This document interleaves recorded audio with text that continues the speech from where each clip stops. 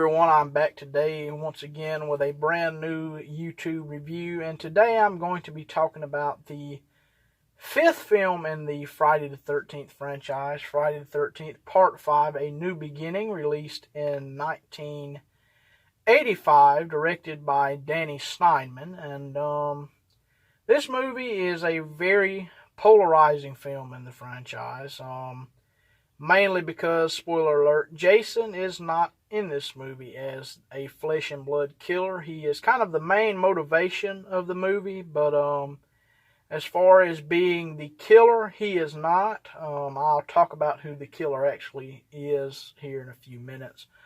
But he does appear in this movie, actually. He is in a dream sequence at the beginning, and he is in hallucinations that proceed throughout the movie. And basically, if you thought the final chapter was the final chapter, it was not. The final chapter did very well box office wise, so they then they greenlit a sequel to the movie, and basically, in order to restart the franchise, they were basically going to start from scratch. And the big idea the producers had for this movie was to make Tommy Jarvis, the kid from the previous movie, make him the killer.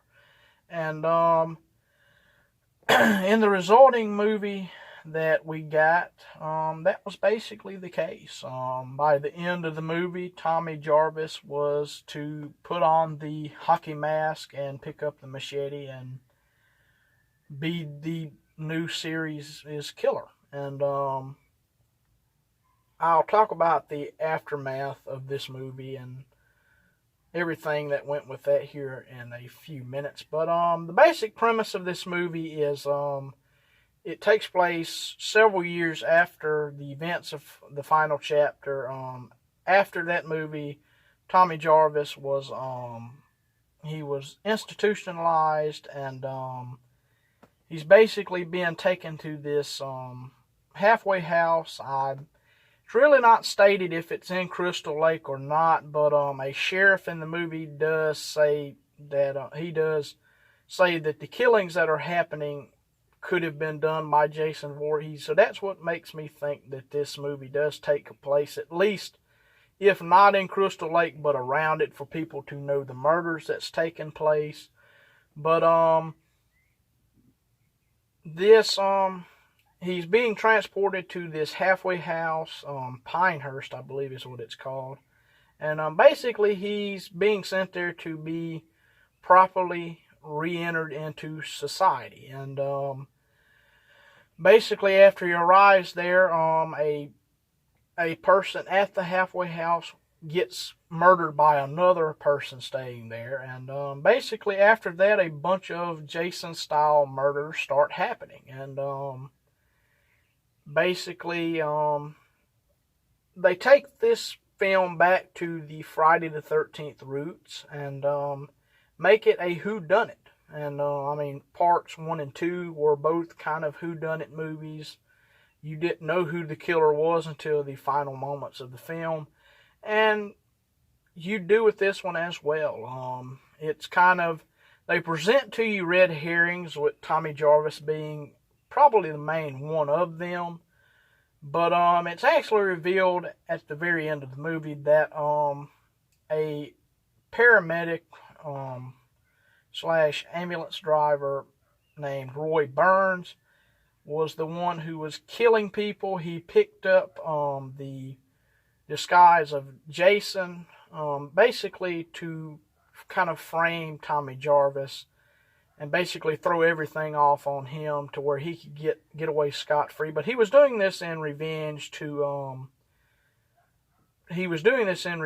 for his son, who was the person that was killed earlier in the film that kind of ignited all the murders. And he basically had disowned his son because I believe his mother died. Yeah, his mother died in childbirth, and then basically he took off, and basically the boy was an orphan throughout all of his life.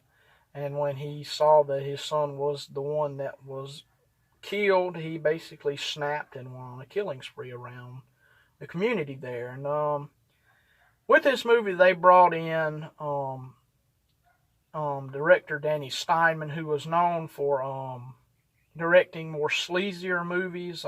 Before this movie, he directed a movie called Savage Streets with Linda Blair, which is a very interesting movie. That's all I'm going to say about that. And he was also, I think he was given the opportunity to direct sequel. I think it was either the sequel to The Hills Have Eyes or either The Last House on the Left. Something. It was one of those movies. I want to say The Hills Have Eyes, but I'm also thinking a sequel to The Last House on the Left. I can't remember, but he was one of those kind of grindhouse directors. And he wrote this movie as well.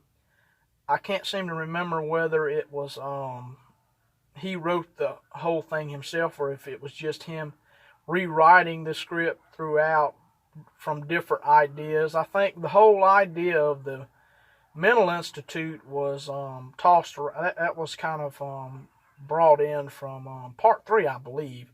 And I think the writer from part 3 gets a writing. I can't remember exactly. But he does a good job. There's some very memorable characters. Junior and Ethel, which are a mother and son duo that live in the woods around the community. They're basically Rob Zombie characters before Rob Zombie ever thought about becoming a director or writer. And I mean, you've got just great characters. You've got John Shepherd playing Tommy Jarvis in this movie. He does a very good job, in my opinion. He's basically mute throughout most of this movie. I think he gets like 11 lines of dialogue or something like it throughout the whole movie. He's traumatized since the events of the final chapter. I mean, he does a great job and was coming back for part 6, but I can't remember what happened with that. I do know that he went on to become a much more he became more of a actor and I believe director in Christian movies. So that was what he later went on to do after this. And I think it was right after this is when he went on to do those type films. But he does a good job as Tommy Jarvis in this film.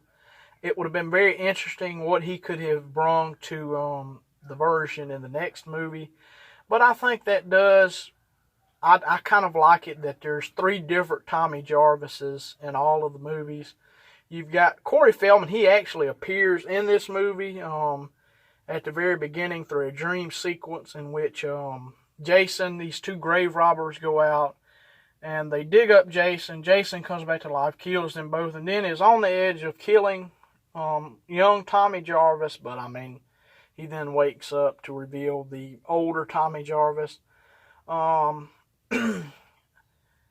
That he is in it. I think he did like I think the producers wanted him back, but he was doing other films. He kind of became a big star by that point.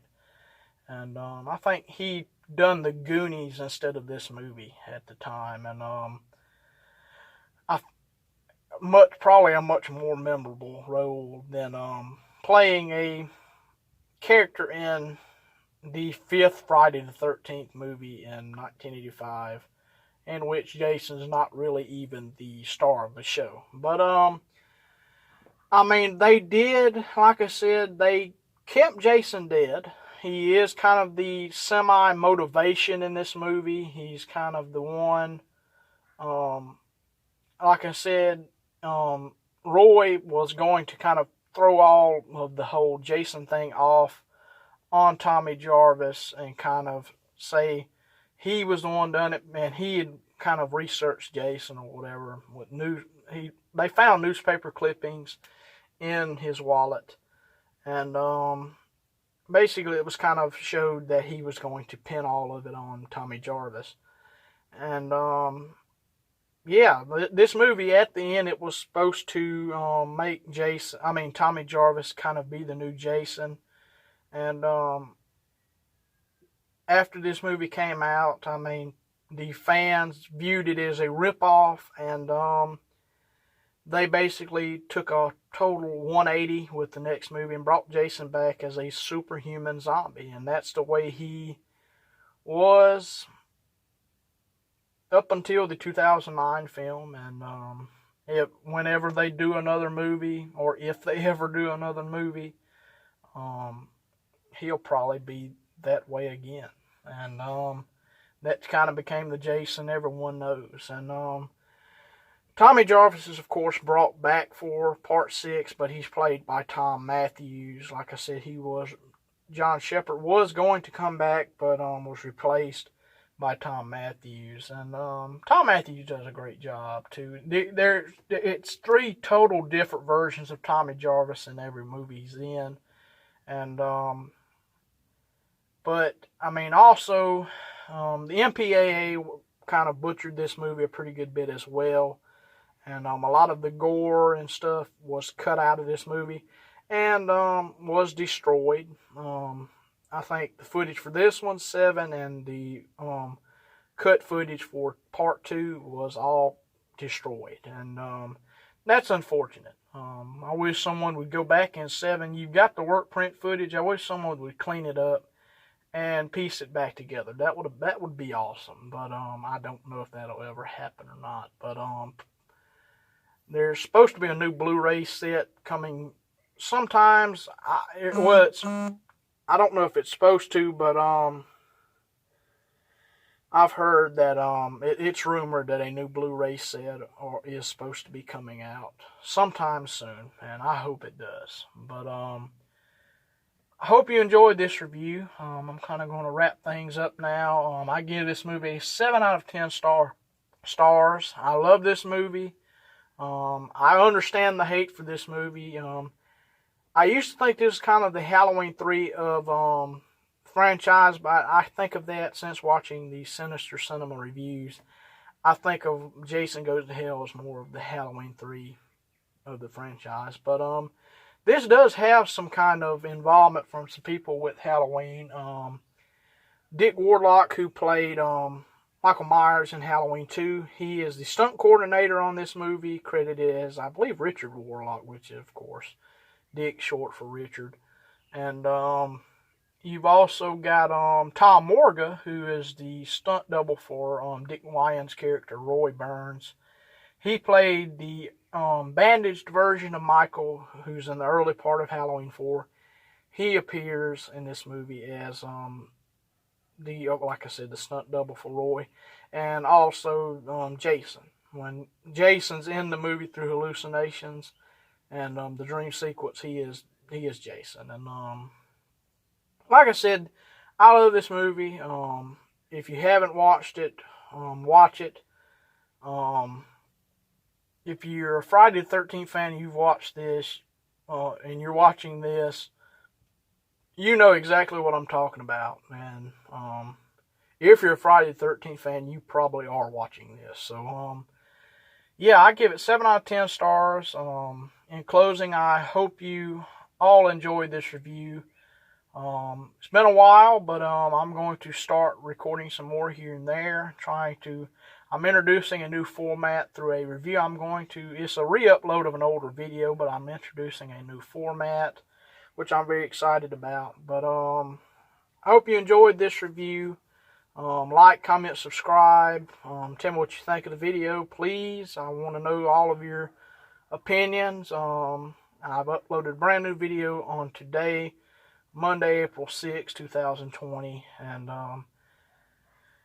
it's rough times right now, but I think everyone seems to be getting through them pretty decently. I hope all this is over here soon. I'm ready for everyone to kind of get back to living again. And it's rough times, and everybody's kind of locked in, but it's a perfect time for you it's just a perfect time for people to kind of band together. And I mean, you've got movies, music, YouTube, of course, stuff like that to listen to. And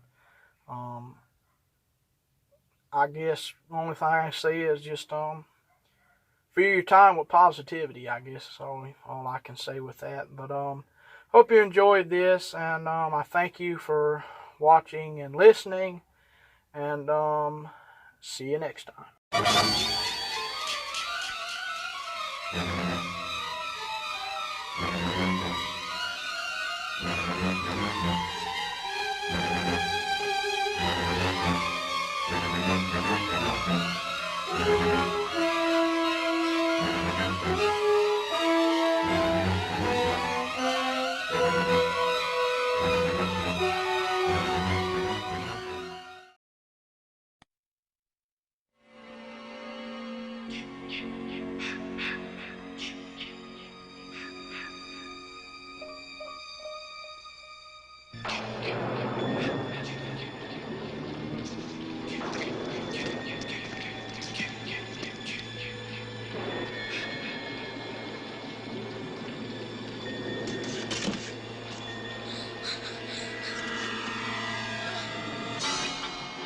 If the memory of Jason still haunts you, you're not alone.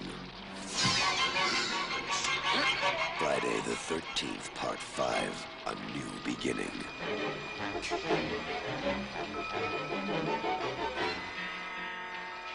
Severe trauma at age 12. Brutal self-defense, murder of a psychopathic killer. Boy, they've given him every therapy they can think of. It's a wonder his mind isn't fried with all the drugs they've given him.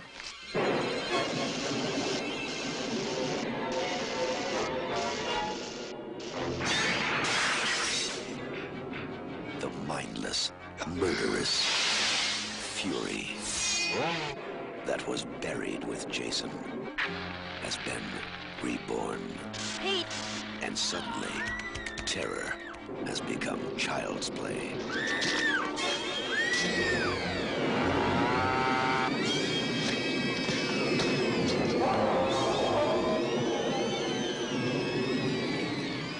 Friday the 13th, Part 5, A New Beginning.